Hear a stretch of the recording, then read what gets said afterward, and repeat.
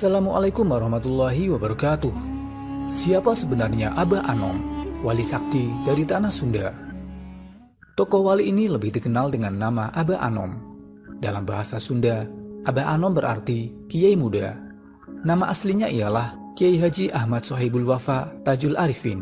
Ia lahir pada 1 Januari 1915 di Kampung Suryalaya, Tasikmalaya, Jawa Barat. Ia adalah putra dari Syekh Abdullah Mubarak bin Nur Muhammad atau Abah Sepuh, pendiri pesantren Suryalaya, dan ibu yang bernama Hajah Juhriyah.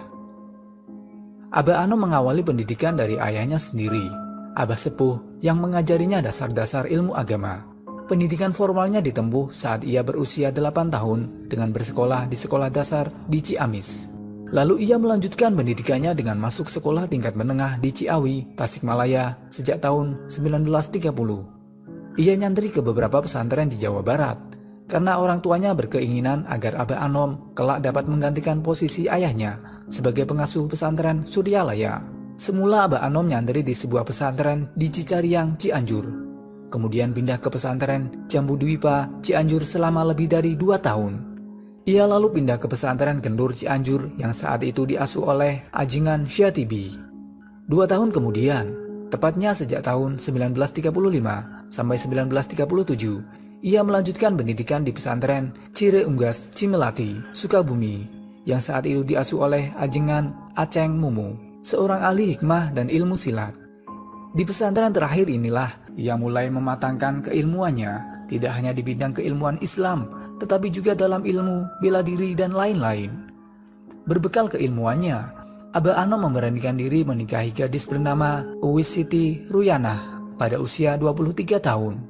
Tak lama kemudian, tepatnya pada tahun 1938, ia berangkat ke Tanah Suci Mekah untuk menunaikan ibadah haji sekaligus menuntut ilmu. Kala bermukim di Mekah selama kurang lebih 7 bulan, ia sangat rajin mengikuti pertemuan bandungan di Masjidil Haram yang disampaikan guru-guru yang berasal dari Makkah dan Mesir.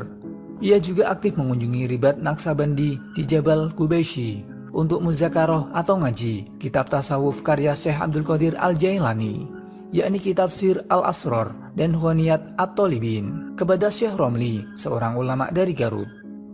Sepulang dari Mekah, Abah Anom ikut serta memimpin pesantren Suryalaya mendampingi ayahnya. Namun karena tahun 1939 sampai 1945 merupakan masa-masa menjelang kemerdekaan, ia lebih aktif sebagai pejuang yang turut menjaga keamanan dan ketertiban NKRI.